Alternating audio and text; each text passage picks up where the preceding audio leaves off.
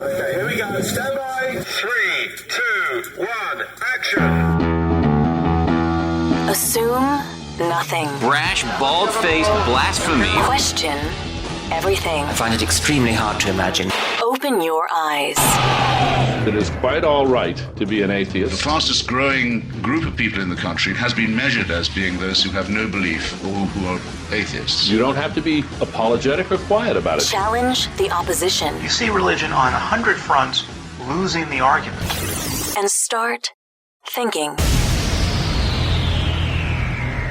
This is The Thinking Atheist Worldwide. Our broadcast today is brought to you by NatureBox, shipping great tasting and wholesome snacks right to your door. Snack smarter with wholesome, delicious treats like chocolate, hazelnut, granola. Support this show by ordering a free NatureBox sampler box. Just go to naturebox.com/thinkingatheist. naturebox.com/thinkingatheist. I don't know what it is about being in my 40s, but I can feel my body beginning to fall apart. I used to have fantastic vision, and now I'm just as blind as a bat. You know, I've got the glasses going, I've got the progressives, which I refuse to call bifocals, because I guess there's this little segment in the middle that's not exactly a line, so it's progressive from one to the other. They're not bifocals. They're progressives. So that I can read and see at a distance, and even they don't feel right. I'm looking at my monitors, I'm looking at my prep, I'm looking at the emails that have been sent in, the broadcast switchboard. It's blurry. It looks wrong. I mentioned something to the optometrist last time I went in. I'm like, is this normal? How old are you? I'm 46. Oh, yeah. I mean, he didn't even blink. Oh, yeah. You know, when you turn 40, the muscles in your eyes it's like they've been drinking. They just go limp and fall unconscious. And so you can't see a thing. And so now I'm thinking, well, what do I do about it? Besides glasses, right? I've talked to a lot of people about LASIK. Should I go in and get LASIK? Well, you can, but, and this was advice given to me by several different people, if I were you, I would wait. Wait until what? Till you're 50? Because apparently these changes in the eyes happen throughout your 40s, and then they kind of settle down when you hit 48, 49, 50, and then go in and get it fixed. So here I am. I've got the glasses on the end of my nose. I look like Grandpa Walton here trying to see everything that I'm doing. I'm also a little irritated. I got an email from one of our listeners who had sent some correspondence a few months ago about having a religious family, and she and her husband were not out to the family, and she was nervous about, what do I do? I feel like I need to say something, but I'm afraid to because they're going to be judgmental. And I'm like, whoa, hang on, just go at your own pace. You know, if you're not sure, that's your answer. Just wait until the timing is comfortable for you. Well, she just sent a message, which I received, I think today or yesterday, and said, my husband and I were outed in front of his whole family. They're all Church of Christ members. Oh, yeah, there's an understanding liberal sect of Christianity. She said it was bad. There was a whole lot of yelling, attacking us, blamed the music we listened to, and our dietary lifestyle, since being a vegan is on the same level as being Satan. His family believes that I just blindly followed him because I'm too weak-willed to make up my own mind. They also threatened to tell my family about us being atheist. Oh, I see. It was his family that was in question. I see. They told us both that we're stupid and we have no idea what we're talking about. What hurt the most is when they told us to never have children. You know, the title of the show is I'm Offended, as we talk about the things that offend us. I'll be honest, I find this offensive. This is just offensive behavior by a family that's supposed to love its children and its siblings and whatnot. It was a very long afternoon, she said. His dad called later to tell us off again. I feared it was going to happen this weekend, but not like this. It was brutal, but a part of me feels free.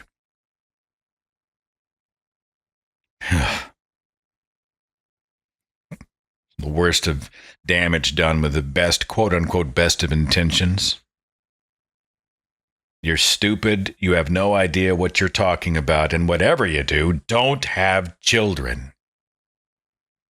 Yeah, okay, I may find that offensive.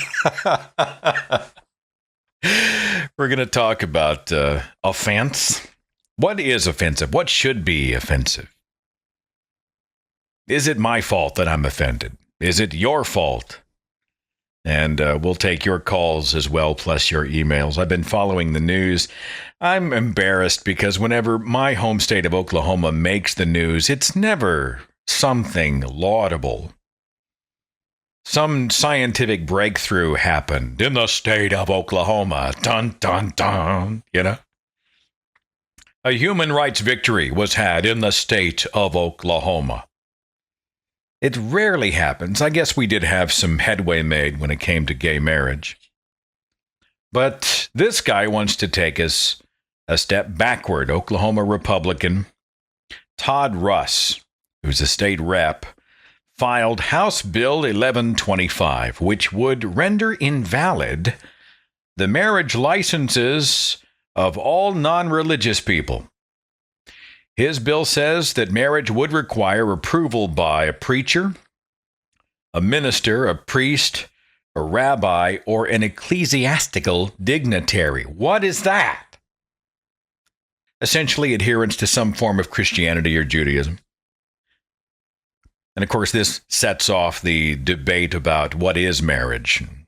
Is it obsolete? And is it a religious thing and whatnot? Of course, I don't think it's religious at all. Otherwise, I wouldn't have done it. It's, essentially two people who decide to get married. They want to frame their relationship in that way. It doesn't have to be any more than that. Some people are like, why would you bother to get married? And this guy says, if you're non-religious, why would you bother to get married? After all, God's not there to seal the union. He's the ultimate witness to this marriage. You are making your vows not just to each other, you're making it to the Almighty. Well, then it really means something. That, of course, is why the divorce rate in the church is as high or higher than it is everywhere else in the world. We almost died this week. We were almost hit, almost obliterated by an asteroid. Did you see the news? 745,000 miles away from us. It was this close. We could have died. Actually, I'm totally full of crap. It was awesome. And I was lamenting the fact that I didn't have a telescope. I don't even have like a consumer telescope. And I was thinking, crap, that'd be awesome. Go out and put that thing on the back porch because it was apparently able to be seen from even the amateur telescopes.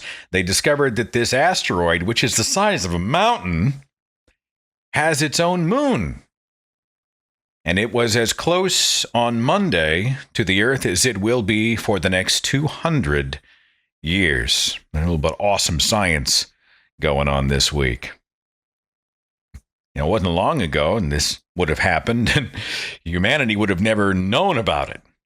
We didn't have any satellites. We didn't have telescopes. We had no clue. Now we can tell people in advance on social media, hey, you got to get the telescope out of the closet or go buy one and go check this out. And if you don't have a telescope, that's cool because YouTube's going to have close-up videos from somebody else's badass telescope that actually shows the moon rotating around it, which it did. It was awesome. Coming up on the podcast schedule, we're going to do a show in the next few weeks. I'm not sure if it's next week or the week after. I'm debating.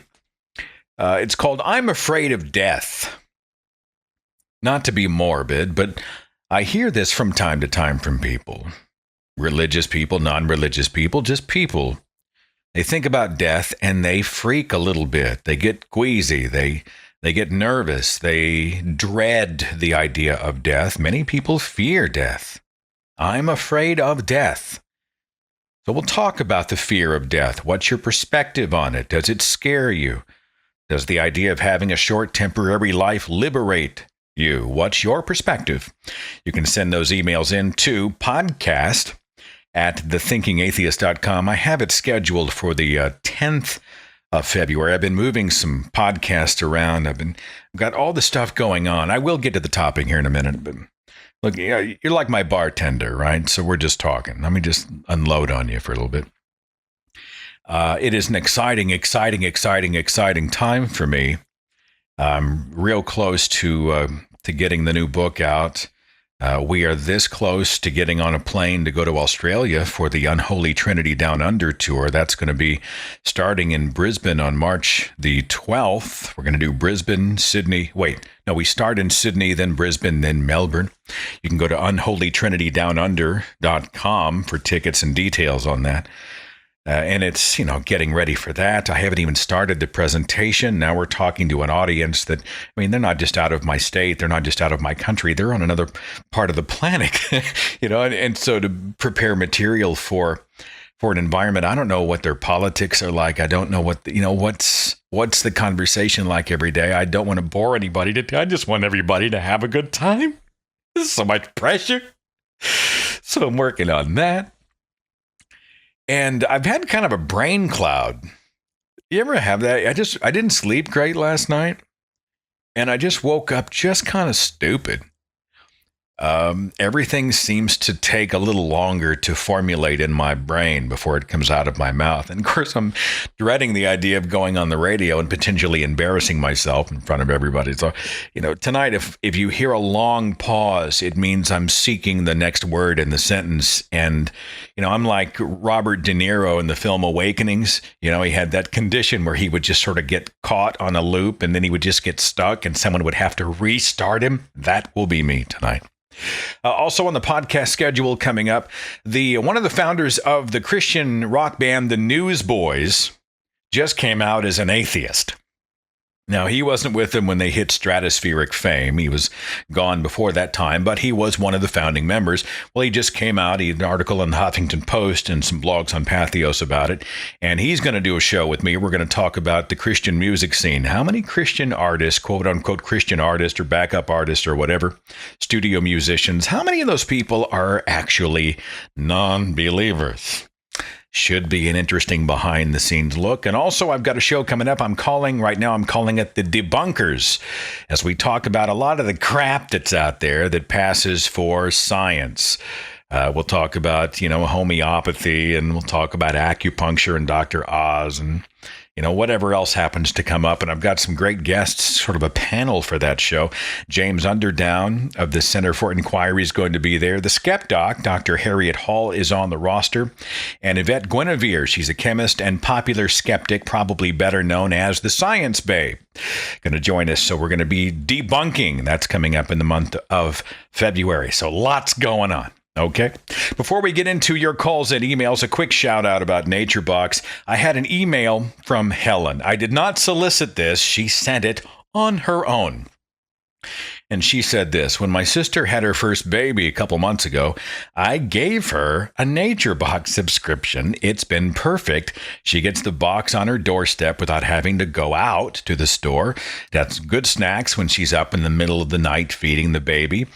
Helen said, sadly, I live in Germany. I can't get NatureBox myself, but I'm living vicariously through my sister's descriptions of the snacks, and says she highly recommends it. And I appreciate the letter, Helen. Hopefully one day they'll be able to ship outside of the U.S. and Canada. There's something for everyone at NatureBox. Their snacks have 0 artificial flavors, colors, or sweeteners, 0 grams trans fats, no high fructose corn syrup. I enjoy the sriracha roasted cashews, the mocha almond bar, the apple cinnamon crave. There's a lot of good stuff there. And you have the chance to try NatureBox for free with a trial box featuring 5 of their most popular snacks. That's free snacks. So start your free trial right now. Go to naturebox.com/thinkingatheist. Get smart about snacking at NatureBox. naturebox.com/thinkingatheist. The author Salman Rushdie was once quoted as saying this: "The moment you say that any idea system is sacred, whether it's a religious belief system or a secular ideology, the moment you declare a set of ideas to be immune from criticism, satire, derision, or contempt, freedom of thought becomes impossible." Larry Flint once said, "If you're not going to offend somebody, you don't need the First Amendment." Scott Adams of the Dilbert comic strip said, "Be careful what you write does not offend anybody or cause problems within the company. The safest approach is to remove all useful information." That's typical Scott Adams, by the way. It's brilliant. Frank Wells, who's a listener to this show, sent me his billboard. They put his face and a quote on some Freedom from Religion Foundation billboards that went up recently, and the quote said this: "If I offend a religion, it's called blasphemy or even a hate crime. If a religion offends me, it's called freedom of religion." Is it okay to get offended? What types of things should offend us, if anything? And how do we handle it? Fidel sent an email and said it's absolutely imperative that the offending of opinions, choices, as well as beliefs be a part of any society that values progress and improvement of lives within that society. However, there is a time and a place for it. Sunday dinner with grandma probably is a time and place one would want to avoid offending comments about religion or anything else for that matter. The same holds true at a funeral of a friend or relative. But then there are those moments that cry out for offensive remarks to be made, whether it's within the context of an exchange with, quote, friends on Facebook, or through satire on a television program or a publication such as Charlie Hebdo. Offending actually forces the offended into the position of defending his or her idea, opinion, or choice that has been attacked, even if only to that person alone. That is how you affect change. History is littered with positive changes that came about from offending ideas. From the flat earth, which is still an existing minority idea today. There are really flat earthers. Like I've seen the Poe sites. There are really people who think the earth is flat in the year 2015. To witches causing crop failures, we've made it this far because of those who were brave enough to not only offend bad ideas, but often to be put to death for doing so. With that said, it's not only imperative we continue to offend religion in the wake of Charlie Hebdo, it's probably time to double down. And by double down, I mean keep coming at religion full speed ahead with everything we have. Whatever platform you have at your disposal, use it to call a spade a spade. To do otherwise would be to waste an opportunity to further expose religion for what it really is: complete bullshit. Fidel. By the way, in the PS of his email, he said, "You can call me infidel." A couple of my closest friends do. That's clever, Fidel. Thanks for the message. Arthur sent an email and said this: "On the Thinking Atheist Facebook page, you posed the question, often in conversations regarding religion, one party or both will declare that they're offended by a statement, belief, position, or action. But what does it mean to take offense? And should we be concerned about what others might consider offensive?" Many events have occurred over the last few years, and especially over the last few months, that warrant our attention with regard to religion, free speech, and the place of offensive speech in our rhetoric. The murders in Paris serve as an excellent example of the conflicts that can arise between religion and free speech, especially when free speech is used to offend, or as some might say, to harass people with differing belief systems. What we can learn from the murders in Paris is that free speech is not an absolute. There is no force on this planet that can protect an offensive speaker from the people he or she has offended. With that reality kept in mind, it necessarily follows that we should be concerned about the messages we send out into the world. And we should especially be concerned about the messages we deliver when we are directly debating the religious. When we have offended religious people, we've not merely hurt their feelings. We have challenged an essential part of their being.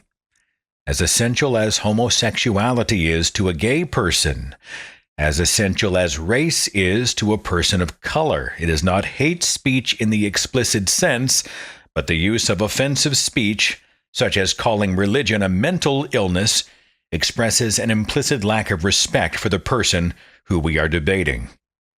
It's a prejudice in the atheist community to think of the religious as unintelligent or crazy, and often our explicit criticism of their beliefs is an implicit critique of their character.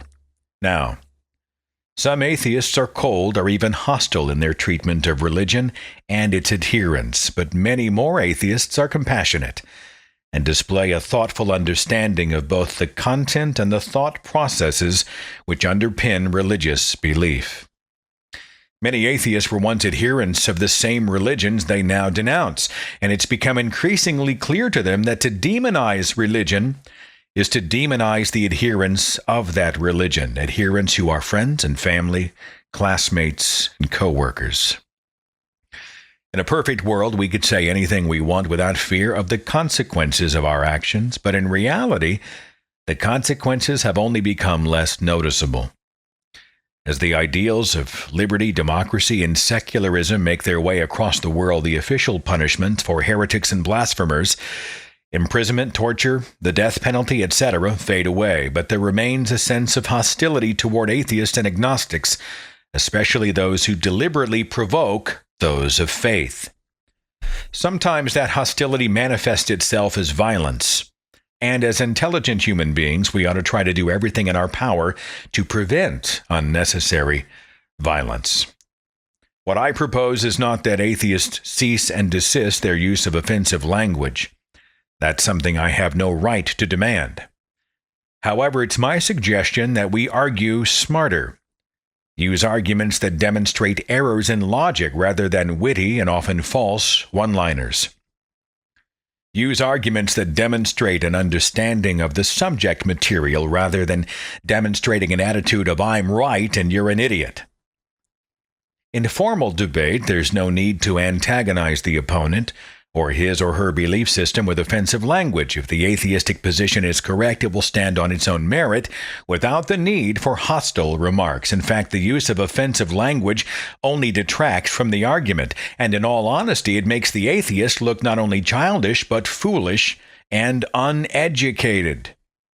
In conclusion, it's my hope that atheists will learn to make better choices with their words, and that they will avoid the pitfalls of arrogance and condescension, and they will continue to make the world a better place through compassion, understanding, and eloquence. Sincerely, Arthur. I think you and I part ways, Arthur, when we talk about how religion is an essential part of one's being, like homosexuality is to a gay person, or race is to a person of color. Because I believe sexuality is innate, right?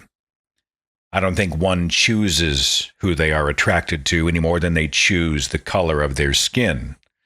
But they choose to accept and embrace and defend irrational beliefs. God is not like the color of their skin or their sexuality. God is something they embrace and defend consciously. Maybe even unconsciously, but they defend it. So I don't know if that analogy works. I like the idea of treating people with compassion for sure, and I totally understand how toxic people in this movement can be when we are in the discussions about religion and rational thinking. Dave posted the Stephen Fry quote, the famous quote that said, "It's now very common to hear people say, 'I'm rather offended by that,' as if that gives them certain rights. It's no more than a whine. It has no meaning. It has no purpose. It has no reason to be respected as a phrase. I'm offended by that. Well, so fucking what?" Stephen Fry. What's your perspective on being offended? We go to the switchboard, area code 304. You're on the Thinking Atheist radio podcast. Who's this? Hey, this is Josh. Josh, thanks for calling the broadcast. Can you be offended? Should you be offended? What's your take on all of this? Well, one of the last podcasts I saw, because, I've been recently watching your stuff and trying to catch up with it, is whenever you're talking to one of the Phelps, Phelps siblings. Well, the only Phelps I've spoken to was Nathan Phelps, who escaped. Yeah, and I remember him talking in that episode about the First Amendment, him saying that we should, because of offense and because of what happened with the Phelps family and Westboro Baptist Church, that we should restrict it to funerals. And, that got me thinking, because when you're talking about offense, you also have to think about the First Amendment and whether or not, if you can do something, because I think that the First Amendment should protect those who offend. And something, because, I'm an ex-theist, actually a recent ex-theist, and I actually saw this meme, and it's pretty funny how meme actually came from Richard Dawkins. I never knew that. That was interesting to know. But anyway, I'll be as PG as possible, but, I had two pictures of Jesus, and one of them was bent down, and it said, Jesus effing Christ, and that was, really bad, and I was like, wow, I'm going to really offend a lot of people. My challenge with it is not that it should be banned. I don't think it should be banned. I don't think that it should be forbidden by law. In my mind, I think it's stupid. It's not effective. It's not going to really help us out there as we're swinging for the fences and trying to effect change. All it's going to do is piss people off merely for the sake of it. Now, there may be times when you have to rattle people's cage. I don't think that's the best way to do it. Even if you're going to use ridicule, I think there's a better method, a better message, a better way of going about it. Yeah, I think that was pretty bad, and it's some things that people who are atheists need to work on, because that even offended me, and I'm not a theist anymore. Yeah, I don't know if it doesn't offend me. I just look at it and think, what does it do? It's a cheap gag. Maybe if it's something, it's an in-joke with non-believers, maybe former Christians who enjoy lampooning a faith that used to control them. I understand the purpose of ridicule in that way. But, if you're out there waving that poster in front of a bunch of religious people, to me, it's not offensive. It's just stupid. There's a much better way to handle this than that, in my opinion. Now, the beauty of this movement is that everybody's got an opinion, and we often disagree with each other. So I'm sure there's some people out there who think that the Jesus poster in this context has merit. Thank you so much, Josh, for calling the broadcast and for listening. Means a lot, man. Thank you, sir. Really appreciate it. All right, take it easy. Jeremiah sent a message and said, most of the time, I think we should avoid bringing up being offended. In debates and political arguments, it gets people absolutely nowhere logically. It's simply an emotional response. When someone says something sexist, racist, homophobic, or otherwise bigoted, it isn't bad because it offends people. It's bad because it helps an oppressive society perpetuate the idea that certain types of people are inferior to others. If we care about affecting change, we should take offense out of the equation altogether. Ian posted on Facebook, I have autism. I take issue with the word retard. Finds that word offensive. Lance says, I find willful, arrogant ignorance offensive. Dallas said, I hate when a religious person asks what religion you are as if it's any business of theirs. And then when you reply with, I'm an atheist, they get offended as if my intellectual conclusion is a slap in their face. I hate that. Why should they even care? Kat said, racist, sexist, oppressive language and actions. Also animal abuse. No place for that stuff. Kat finds that offensive. Al said, there's a quote I heard long ago. I don't remember who said it originally. So what you think of me is none of my business. Al says, I wish more people could take that to heart, myself included. Jillian said, I have a hair-triggered temper against people who give others shit. whether gender, sex, sexuality, the combination thereof. How do those things affect you? Not at all, you ludicrous ass weasel. Grow up and let people live their own goddamn lives. All right, note to self, never piss Julian off. Okay, got that. Helpful tip. Area code 574. You're on the Thinking Atheist radio podcast. Who's this? My name is Steve. Hey, Steve. Thanks for calling the broadcast tonight. What's your perspective on all of this?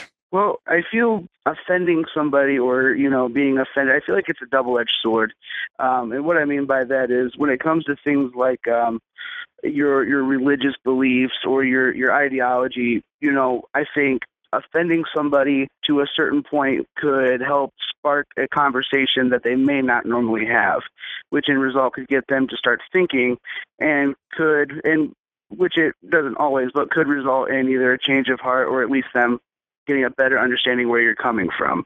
But obviously at the same time, going after someone's sexual orientation or their race, being offensive isn't going to do anything but piss somebody off. And I feel like if used properly, it can be a wonderful tool, but at the same time, it can be the tool of oppression and of hate. So I feel like it can be a good thing more often than not, but I think it's... I struggle a little bit with it. I mean, it's like the poster, right, with Jesus. I think to myself, sometimes it is healthy for me, and sometimes I think it's healthy for religious people to see me sort of taking control of something that used to frighten me. The idea of hell was the monster in the closet. It's one of the reasons that I called the Unholy Trinity tour Unholy Trinity, because it was sort of a play on the Trinity, the Holy Spirit. Blaspheming the Holy Spirit was the one unforgivable sin.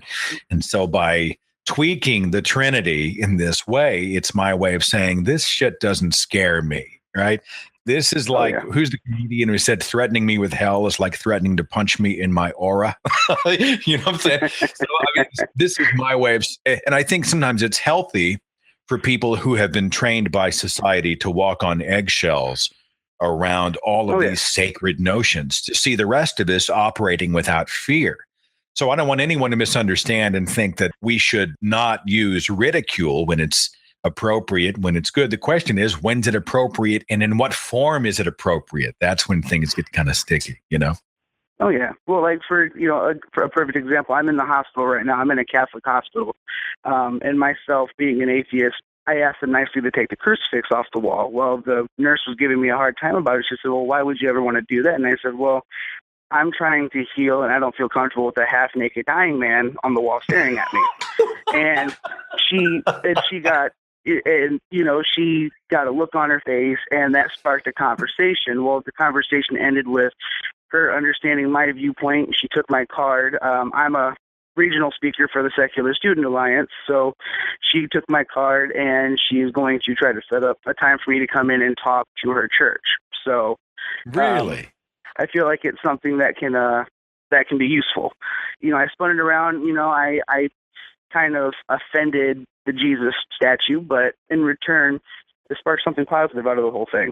It's so funny you should say that. I visited somebody, and there's a hospital in town, St. Francis. And so, obviously there's a crucifix everywhere you turn, in every room, over the door especially. And I had that same thought. I didn't phrase it as well as you did. Half-naked dying man is just a great way of putting it. But I thought to myself, if I was lying here and I was trying to get better, would I be in a great frame of mind looking up and seeing someone pinned to one of the most horrific torture and execution devices ever constructed by man? It seemed a little odd when you really stop and think about it. That's a great example, I think, where if you were to have thrown a cliche at her, she probably would have blinked and walked out the door. But because you sort of said something provocative, she sort of snapped out of her rhythm, and you guys started to talk like real people, huh? Oh, yes. Yeah. I mean, we ended up spending 20 minutes talking about, why I'm an atheist and why she's not. And she was so into the conversation. She was like, you should really come talk to my church. My church thinks you guys are just a bunch of evil animals trying to destroy the world. And I was like, yeah, we're actually the ones trying to save it, but I can come talk to him if you'd like me to.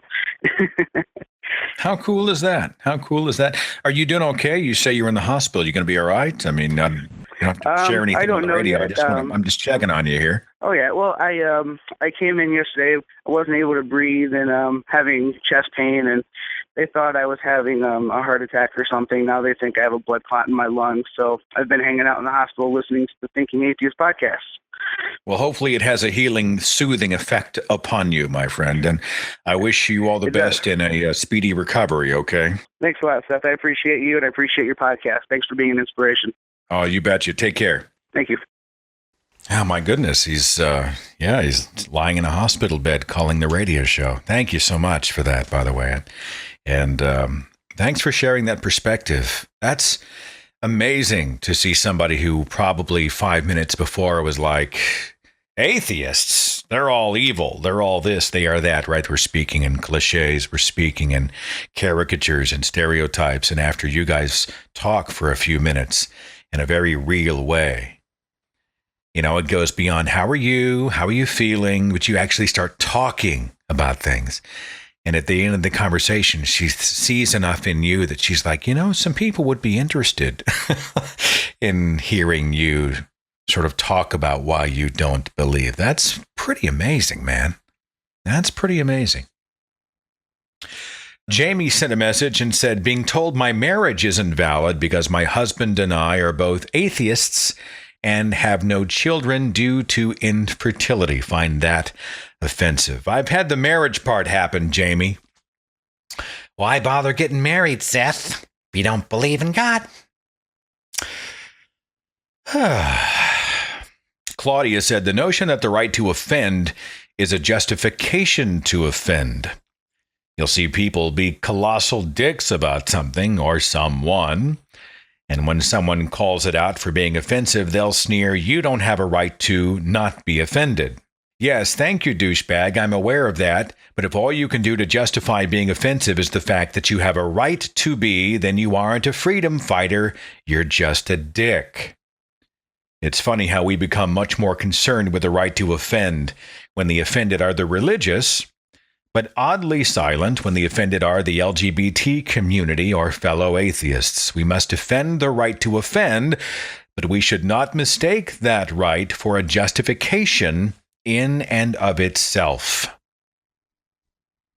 I saw a blog online recently from Dan Errol. Dan's a freelance columnist for Alternet and the Huffington Post. He's appeared on the show before, and we talked to him about his book, Parenting Without God, How to Raise Moral, Ethical, and Intelligent Children. Well, he just posted an article on Pathos that's titled, Charlie Hebdo Has a Right to Offend You, and It's Not a Double Standard. And I wanted to talk to Dan about his words here on the radio. He's been kind enough to join me tonight. Hey, Dan, how you doing? Yeah, it's going great. How are you? I'm well. On the 14th of January, you put an article up on Pathos titled, Charlie Hebdo Has a Right to Offend You, and It's Not a Double Standard. So take me to the beginning of this. Besides Charlie Hebdo, you were actually responding to a Huffington Post UK article, and what happened there? I just happened to be browsing articles related to what happened, and someone had passed along this article to me, and I jumped online and checked it out, and I read it. And in all honesty, I was pretty much offended by everything the article had stated, kind of saying that we needed to respect beliefs to the extent that free speech didn't apply to religious beliefs, or I couldn't say anything bad about Islam because someone believed it to be true. And it kind of alluded to the fact that maybe Charlie Hebdo had it coming. The author was careful not to say, he didn't condone the violence, but what do they expect? If they're going to say bad things about it, they have to be held responsible for their words. And where I said something along the lines of, I agree that free speech comes with consequences, but those consequences aren't laying on the floor and begging for your life. That seems to be the tack that many people are taking when they are speaking about free speech, like the Pope. They always start with, I don't condone the violence. And then they say, But, and then they segue into, they should have known better. They insulted someone's sacred deity or what have you. And the response is pretty much understandable. They're saying, I justify someone taking revenge against this, but I don't really think they should have taken this kind of revenge. But I don't know. I have a hard time differentiating those two. You can justify someone being upset, sure. I've seen cartoons that have made me upset.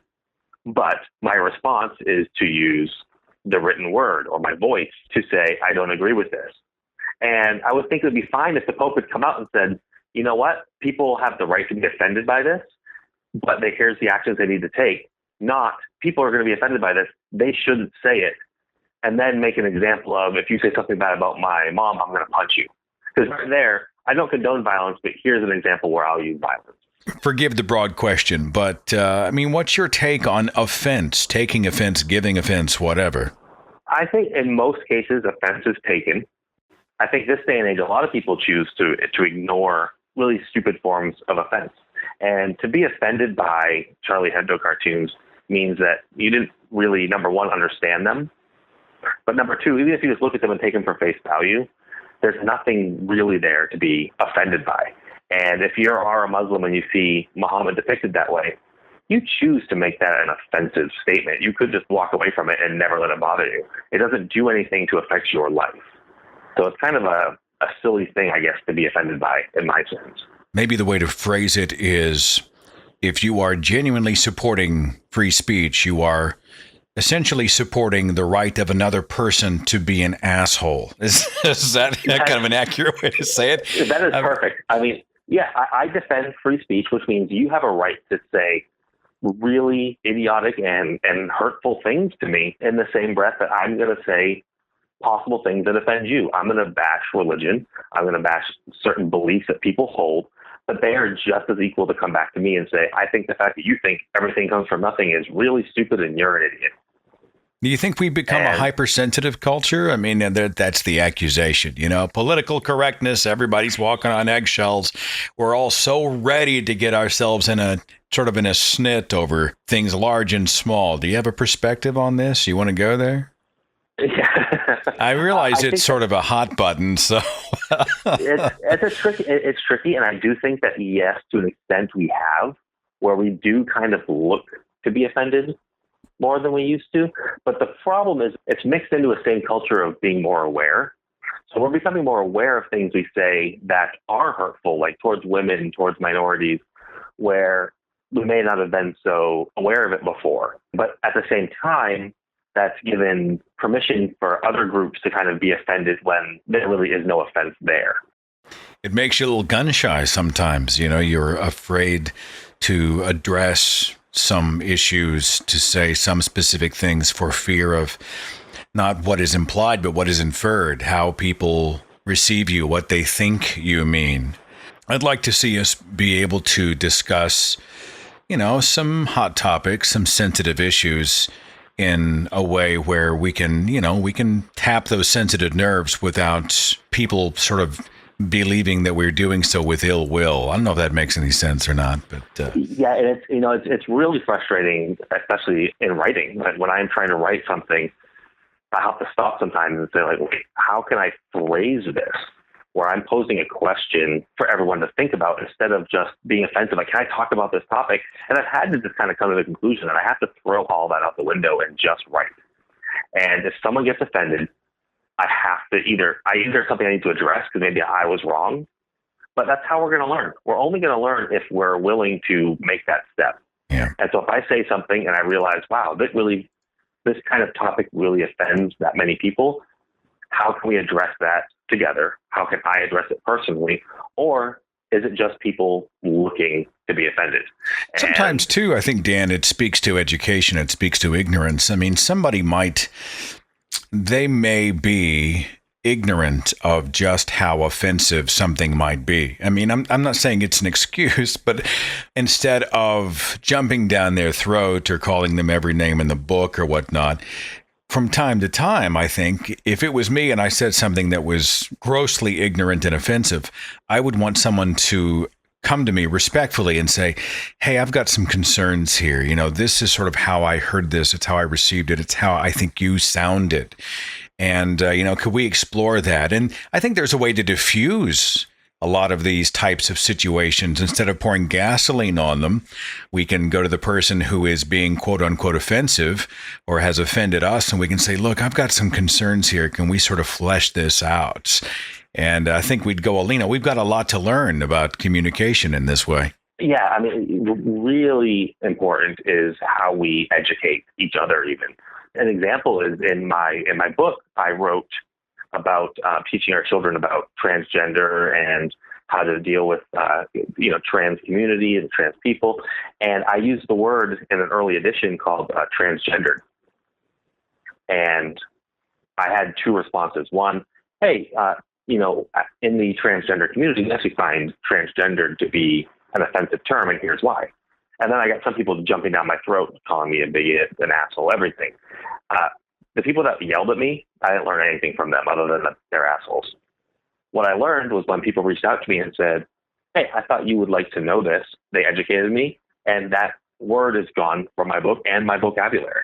Yeah, they made you better. I learned. Right? It became a dialogue. They made me better. Yeah, exactly. And now I have a group of people where if I'm writing about trans issues, I have a group I can go to and say, can you proofread this? Are there issues I'm missing? Are there things I don't understand because I'm not a trans person? And they really helped and guided me. And I have that now where I can't go to the people that, said, oh, you're such a bigot, and ask them, hey, can I make this better? That's a lost opportunity on their end. And I think we can all be guilty of it. When I'm debating with creationists nonstop, I just want to call them stupid. But they're not going to learn anything if I call them stupid. Until I try. If I try everything I can and they won't listen, maybe I'll just call them stupid. Yeah. But you have to approach these things, and we have to. Maybe our reaction needs to not to be offended, but to realize that people might be just mistaken. Dan, there's probably a way to phrase that. I mean, you're no slouch. You're certainly no wallflower whenever you're out there on the front lines and you're debating reason over superstition. I think it's okay to say this idea is stupid. This is ridiculous. It's much different than looking at someone and saying you're stupid. Oh, yeah. Much different. But this idea, this is just backward. It's idiocy. It's lunacy. It's so incredibly wrong-headed. I think we have every right to do that, and they can grab it and claim offense in an attempt to shut us up. But, going after ideas is a whole lot different than going after someone's character, for sure. And that's it. One of the big reasons I took with the article that started this whole conversation was I felt like the author was trying to shut down any criticism of Islam by just calling it hate speech or calling it inappropriate. And they're trying to deflect away from the free speech issue to say you can't talk about our beliefs. And the same thing the Pope did. They're shutting down dialogue of saying your religion is doing bad things by playing the offense card. And with a lot of people at work, if people feel offended, they just stop talking. Oh, I didn't mean to offend you. I'll stop. That's not going to work with most of us, especially me. Especially Dan Errol. Good luck with that, people. I don't care. Dan Errol, the article's called Charlie Hebdo Has a Right to Offend You, and It's Not a Double Standard. I will link this article from Pathos. Thanks for being a part of the broadcast, man. Oh, thanks for having me on. I had an email in from Sarah who said, I'm a geologist. I have a master's degree in volcanology. Oh, Sarah, if I had that, I would put it on everything I own. A master's degree in volcanology. And now work at a rock museum as the educator. I'm in charge of teaching the thousands of children about earth science during their visit to the museum. Thank God, for the next generation science standards, finally teaching children about earth science. I know some atheists have an agenda to make everyone atheist. My agenda, making everyone a geologist, or at the very least understand the planet they live on a little better. All joking aside, I really love teaching geology, and it invigorates me to watch children learn about all the cool things we use rocks for. This, of course, is not without its perils. I come across my fair share of creationists who like to inform me that evolution is, quote, just a theory, unquote, as your guest Jerry Coyne so elegantly explained. I tend to give non-committal answers and deflective statements. I have a strong sense of professionalism and do not feel the need to bring my personal beliefs up at work. I even have a line. I say, as a geologist, I tend to think about things a little different. This line works great. No one can say, no, you don't. It tends to shut people down, and if I'm lucky, they ask me about being a geologist. Then I throw out some story about walking on flowing lava in Guatemala. Seriously, how can you top that? However, I have on occasion met my match. These people stay with me and sadly torment me long after they've left. There's one in particular that left me angry, so angry, in fact, that a year and a half, maybe more later, I'm still livid. One day, a Reiki healer came to the museum shop where I was working. If you're unfamiliar, Reiki healers use stones to heal their bodies and open their chakras and other ridiculous garbage, in my opinion. For example, how do I say this? Amethyst, Amethyst, can cure alcoholism. Who knew, right? This particular Reiki healer began talking about the healing power of stones. I politely listened, nodding my head in a non-committal way. Finally, she said to me, well, don't you know all about stones' healing properties? To which I replied, well, I'm a geologist, so I think about rocks a little differently. Her response was, well, you'll have to learn because soon there will be no more doctors.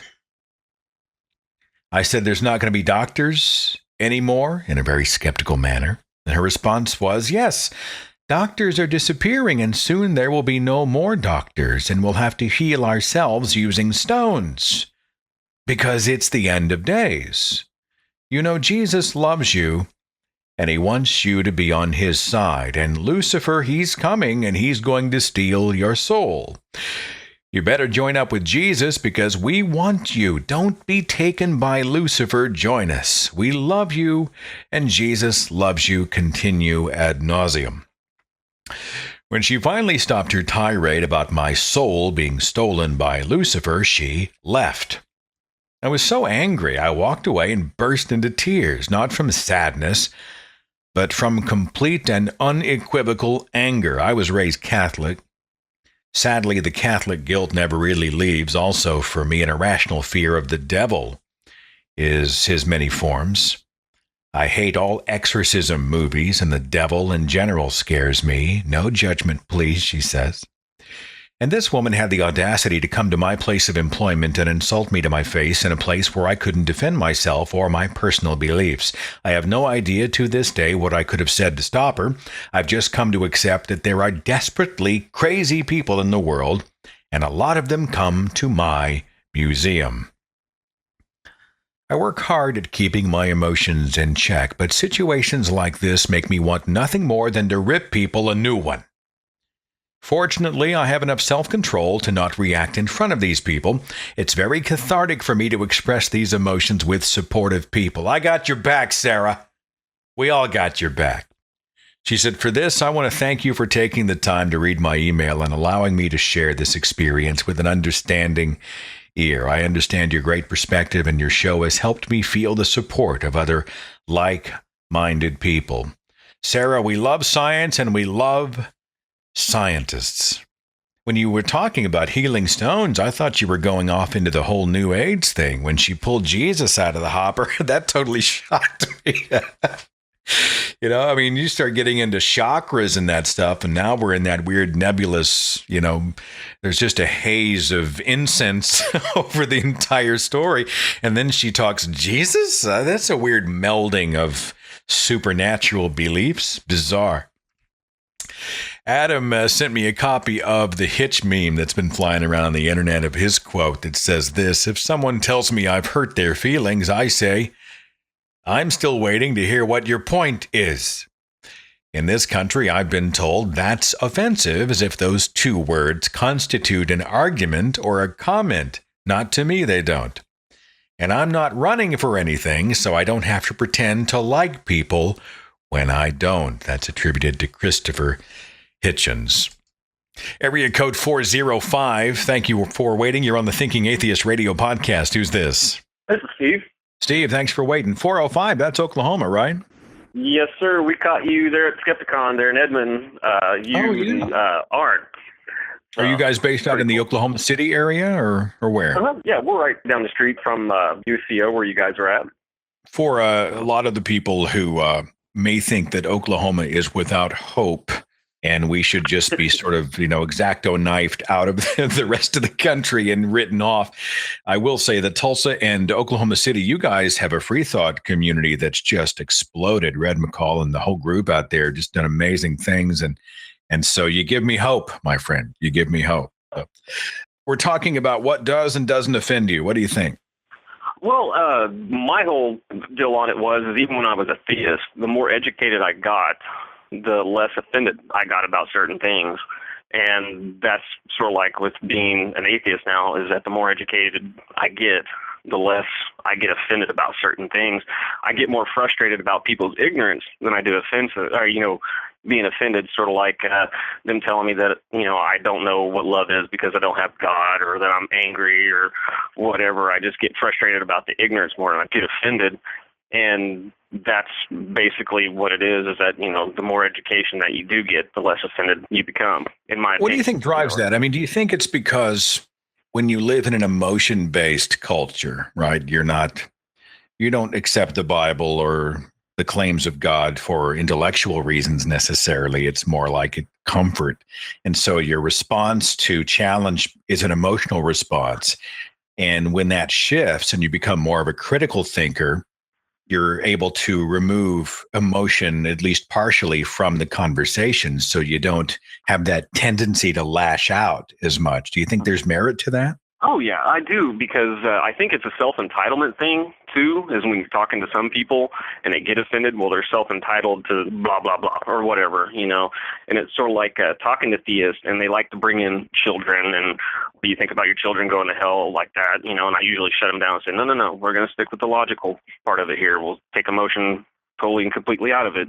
And then that's when, you don't know love and because you don't have God and so on and so forth. But yeah, once you start critically thinking, a lot of stuff, like I said, it's like, you're ignorant about this subject, learn something, and then come back to talk to me. So it's easy to say shut emotion off, but when I'm sitting next to my wife and somebody tells me my marriage is invalid because I don't believe in magic, right. I do. We're human beings. You have to keep that in check. I've decided in those instances, I'm going to have a T-shirt made. I'm just going to wear it into the room. The shirt's going to say, "You got to be shitting me." That's all it's going to say. Just read the shirt, damn it. That's what I'm saying is that, actually it took me coming out of theism to actually know what real love is and real compassion for another person, because I'm in kind of an online debate with a guy right now, and I ask him the question. I ask him, can you look into a child's face and go, hey, you deserve hell because some boob in a garden ate a piece of fruit? And it was, it's been going back and forth from there. But yeah, coming out of theism and realizing that this is the only life that I know I'm going to have, that I realize that, yeah, I do love a lot more, a lot deeper, and care a lot more about people and about situations like that. So awesome. Well, thanks for your perspective. It was great to see you in Oklahoma City at the tour stop over there, and hopefully we'll see you on the road. Okay. I hope so, man. Have a good one, bro. All right. Take it easy. Bye. By the way, speaking of tour stops, let me just pull this schedule up here real fast. From time to time, local free thought groups will host a live event, and I'll come out and bring a presentation, and we'll all hang out and sometimes even have dinner afterwards. And it's invariably, it is just an amazing time. And I've got a whole bunch on the calendar. I've been talking a lot about Australia, but it looks like we've got an event in Fullerton, California coming up, the Free Thought Alliance event in early May. Imagine No Religion 5, that's a convention coming up in Vancouver in June. And then we've got tour stops. There's one in Tulsa. We'll be in Riverside, California, San Diego. Looks like Los Angeles is going to happen. We'll be in St. Louis, Houston, San Antonio, Austin, Dallas, be at the Pennsylvania State Atheist Humanist Convention. We've got 4 stops lined up for North Carolina area. We've got Charlotte, Myrtle Beach, Columbia, and Raleigh, and more dates are coming in. So I hope I get the opportunity to shake your hand and say thank you personally. If you want to find out more about any of the events I've mentioned or any that are going to be added to the tour calendar, you can just go to thethinkingatheist.com and then click on the events tab, and you'll see all the tour dates and conferences and whatnot. And I hope I get a chance to shake your hand. Ryan sent a message and said, I think Louis C.K. said it best when he said, offending people is a necessary and healthy act. Every time you say something that's offensive to another person, you just caused a discussion. You just force them to have to think. There's an obvious distinction between gratuitous and malicious offense and the offense that occurs from an honest discussion of differing opinions. If our desire as atheists is to advance our ideals in a productive way in this world dominated by religion, it would be in our best interest to lean more toward the latter than the former. Ryan, thank you so much for the message. Greg said, one becomes offended when one is not sure how to respond in kind to what's been said or accused, and feels an obligation to defend the honor of someone or something that has no ready defense. In the case of religion, when a believer is at a loss to reasonably or rationally defend their faith, they resort to conversation stoppers such as claiming offense or accusations of lies or hate. These are the verbal expressions of, I'd physically shut you up if it was permissible. One claims offenses for 2 reasons. 1, I can't admit to myself or to you that you have valid points and I don't know how to respond. Or 2, right or wrong, I'm stubbornly sticking to my belief even though I don't know how to defend or support it. In either case, there's an attempt to blame one's opponent for inappropriate conduct, such as a perceived slur, accusation, or attempt to deprive them of a divine or self-granted, quote, rights. If one has honestly examined a belief, they can explain and defend it, and admit if they neglected to consider some aspect of the evidence or lack thereof. They'll recognize when their opponent's trying to malign or strawman their position, and will open the discussion to explore the same. They do not resort to accusations of lies or offense in a vain effort to vilify their opponent and relieve themselves of intellectual responsibility. Those who have not honestly examined their beliefs will evade questioning for fear of admitting weakness in their evidence or reasoning and claim divine entitlement or right to their belief, even absent evidence. They just feel they're right and believe they're entitled to believe what they believe, even if unreasonable, irrational, or contrary to other beliefs, and they feel no obligation to explain the often non-existent foundations of their beliefs. When pressed to disclose those foundations, the believer asserts a divine right to belief and accuses the inquisitor of misconduct, offense. No, we should not be concerned with what others claim to be offensive. Lest we allow that to be a conversation stopper, we should make every effort to help the offended recognize what it is that offends them. Catherine said, one of my pet peeves is when people declare they're offended about something with the presumption everyone else should alter what they're doing to avoid offending them. You see, the root of the problem is we don't have a right to not be offended. There's no such right. We do, however, have a right to free speech and free expression, so asking someone to stop expressing themselves is asking them to give up their rights, isn't it? Why do we feel that's appropriate? I often find the expression, I'm offended, is used to halt any further discussion on a topic. It looks like a lot of our viewers and listeners agree. This is unhealthy, she says. I think we need to get over the idea that the rest of the world has to cater to our feelings. Instead, we should stop and look at why we're offended by something. For example, some people are offended by nudity in art or film. Well, why is that? And why are we so uncomfortable with the human body? Is it based on an unhealthy view of sexuality? And if so, where did that come from? Some people are offended by statements ridiculing some of their religious beliefs. Why is that? Well, it could be there's some truth to what they're saying, besides an all-powerful deity, shouldn't need us to defend it. Can't it handle its own battles? You make a great point, Catherine. Finally, she said, when we find that we're offended by something, I think we ought to stop and examine why we're feeling that way. It's the much healthier way to go about it, and we might learn something about ourselves. If someone tells me he's offended by something, I ask him why that is. It might just help him discover something new about himself. My final email of the show is kind of a long one. It's from Timothy, and it says this. Good evening, Seth. On taking offense, I think it's important to establish, as you suggested, the context or situation in which offense is taken, i.e. offended by a statement, belief, position, or action. These are all separate, though sometimes related contexts, and not all weighted equally. I'd like to address these in reverse order. Offensive actions. To use an extreme example, one could consider homicide. At first blush, this seems an easy target to knock down and be done with, but I don't think this is the case.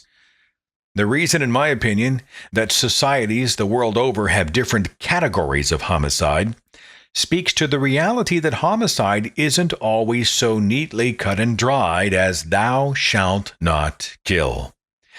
And so we have accidental death, negligent homicide, wartime homicide, which receives not only exemption,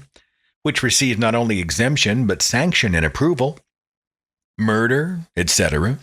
In each case, the circumstances and relationship between the victim and the perpetrator tend to define the level to which we find ourselves offended by the action of homicide.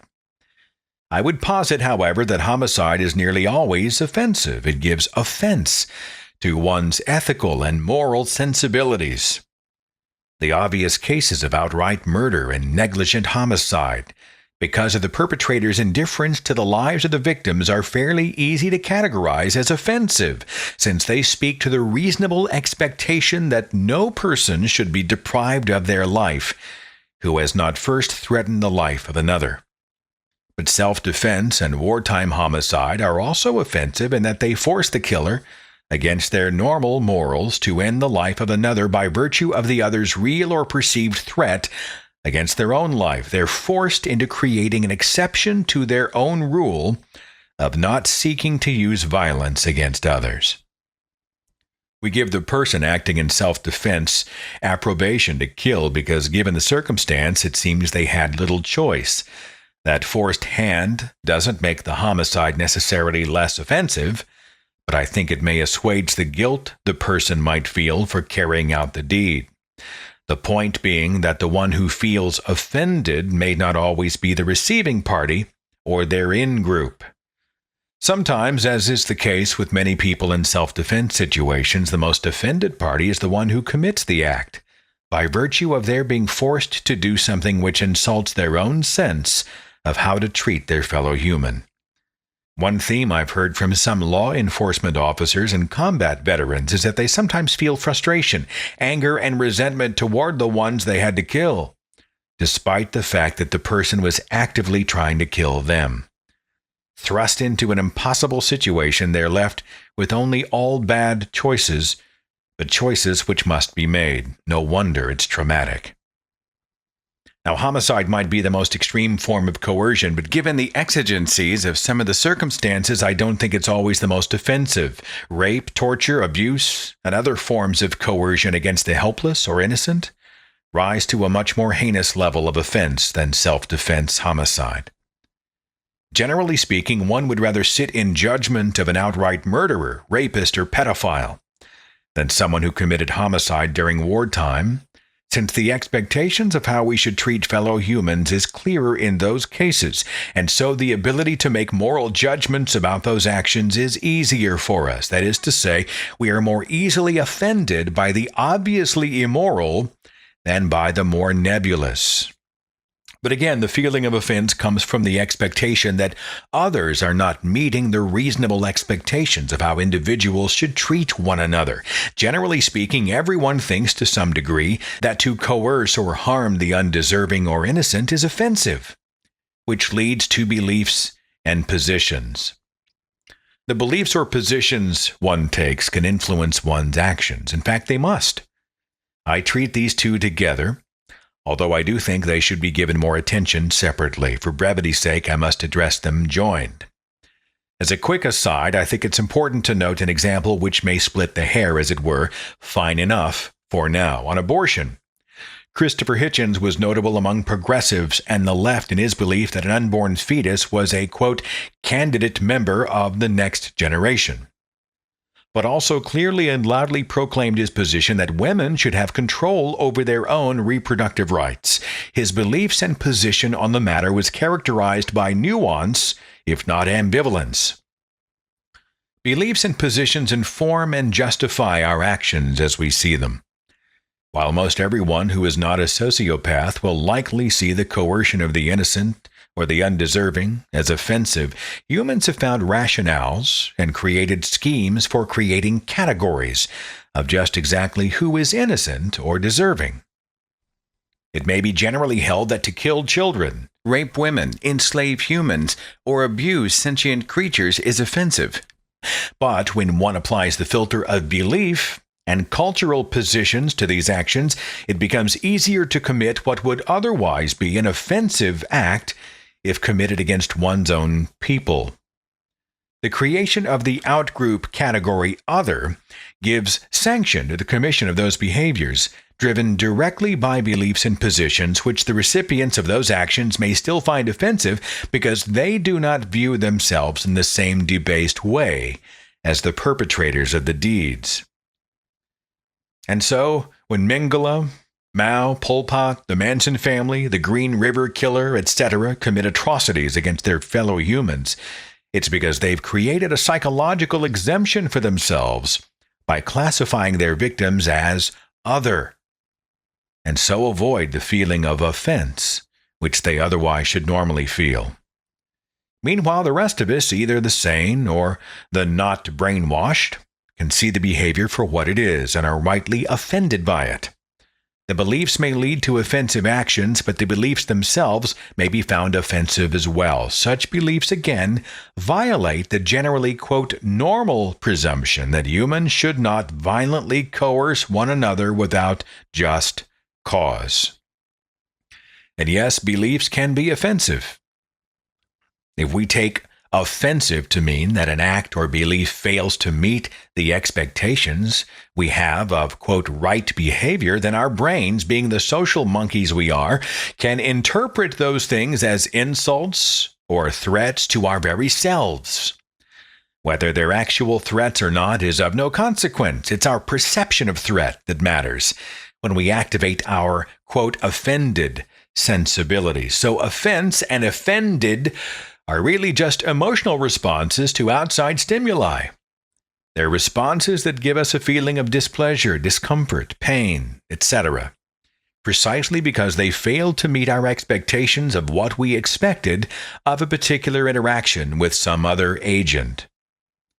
If someone holds a belief that it is acceptable to torture children, most sane people will find such a belief to be offensive. I'm not implying that there exist, as William Lane Craig does, objective moral values, and I will not go into detail as to why I think that phrase is oxymoronic, pun intended. I am saying the expectations of most normal human beings is that no other human being should, under any circumstance, torture children. And the reaction that a normally functioning human brain has upon hearing the advocation of such behavior is to feel literal discomfort, displeasure, even a sense of pain, via our innate sympathy and empathy for others, especially the helpless and the young, with which our evolutionary past has endowed us. Now, given that the obviously maladjusted beliefs and positions of the sociopath can cause offense to most normal people, is it really so much of a leap to understand that between groups of differing opinions and beliefs, you'll find that opposite group members may find the beliefs and positions of others to be offensive?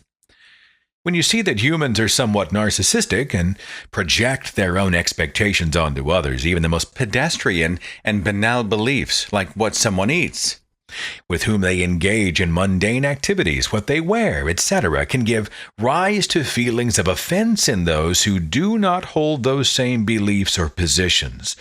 The mechanics of the thing are the same. Other persons do not meet the expectations of what we find to be acceptable. In these cases, we've made the cognitive leap of expecting that what others hold to be true or moral should also be the same as what we find to be true or moral, irrespective of whether they're part of our in-group or not. It's a case where we project our own beliefs and positions onto others, with the implication that our position is true and any other position is therefore false. So when someone says of another's relatively inconsequential belief, I find whatever position or belief to be offensive, they really do mean it. But I would suggest they mean it because they're responding to differing beliefs emotionally and not rationally. The processes in the brain which are being used to handle information with which they disagree are shunted through the amygdala and other fight or flight structures. When one engages the forebrain and actually thinks about a new or foreign position, there may be less likelihood of responding with simple offense. They may still arrive at the position of being offended, but at least they will have had to get there by actually considering the actual positions and beliefs of the other person. It will be more of an intellectual offended rather than the knee-jerk offended, so common with many people when they're confronted with ideas contrary to their own cherished beliefs. I think that intellectual offense may be a much more palatable condition for one's adversaries to be in than to find them driven by their emotions, which leads to speech. Given the gravity of recent events, I dare say it may seem as though I will be giving short shrift to this aspect of the topic, but it seems rather clear to me. Speech is just the medium through which we express beliefs and positions.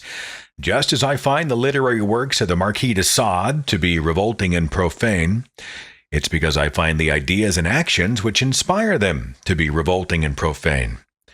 The speech of the Marquis may be labeled offensive because of what it represents, but I dare not silence him, nor those like him, for fear that some other, less tolerant censor should seek to silence me for far less. Of course, we only label speech as offensive because it stands as a feeble and vicarious transmitter of beliefs and ideas. Speech is not per se offensive. In fact, it's merely the ether through which we transmit ideas. In the arena of ideas, there can be no room nor quarter given to those who would seek to extinguish the voices of others because of simple disagreement. But certainly, and with diligent and steady resolve, one should do battle against ideas and beliefs, in fact, without allowing to our adversaries the freedom to express ideas and beliefs. We cannot hope to find any justification for waging such battle against their offensive ideas. Without allowing the offensive to speak clearly and openly as to what their position is, we cannot begin to even understand what we ourselves may find offensive about their belief or position, beliefs and positions which directly lead to offensive actions. We should seek the extinction of offensive ideas that bring harm to others when those ideas threaten to manifest themselves as actions. If one insists on silencing the speech of others, it points to the weakness of their own ideas. So, regarding Charlie Hebdo et al., what the enemies of reason and humanity really fear is the idea that they are not special, or divinely selected, or different from you or I. And rather than argue with reason for their position, they seek to simply extinguish dissent. Censorship is always the refuge of the naked emperor and the intellectually dishonest. And when persons cry, "I am offended by your speech," and call for silence to remedy their emotional discomfort, they're openly admitting the weakness and falsity of their position. The utter failure of their beliefs to comfort their emotional distress and the immorality of their actions belie the reality that they have no idea what it means to be truly offended, because to have that much humanity would require a sense of empathy and sympathy for their fellow humans, no matter their creed or beliefs. To be offended is one's right. To insist on being not offended speaks to a selfish, infantile, and narcissistic mindset that only tyrants, the petulant, and sociopaths insist upon. So no, one should not worry nor concern themselves with what offends others, if those others are offended in such base, mindless ways by mere words. Such people will always find a way to be offended, no matter what. We should live our lives with unfettered tongues. Should people be offended? Absolutely. The only question is about what they should be offended. Warmest regards, Tim. Tim, thanks for a very well thought out letter and a great close to the broadcast tonight. Thank you so much, everyone, for listening to the show and for supporting the broadcast. I will see you back here next time. Again, a huge thanks to our broadcast sponsor this evening. It's NatureBox. Take a second tonight and log on to naturebox.com. Hundreds of snacks that are good and good for you. And I will see you back here next time on the Thinking Atheist radio podcast. Take care of yourself. Follow The Thinking Atheist on Facebook and Twitter. Watch dozens of original videos on the Thinking Atheist YouTube channel. And visit our website for resources, links, contact information, the editor's blog, and more. thethinkingatheist.com.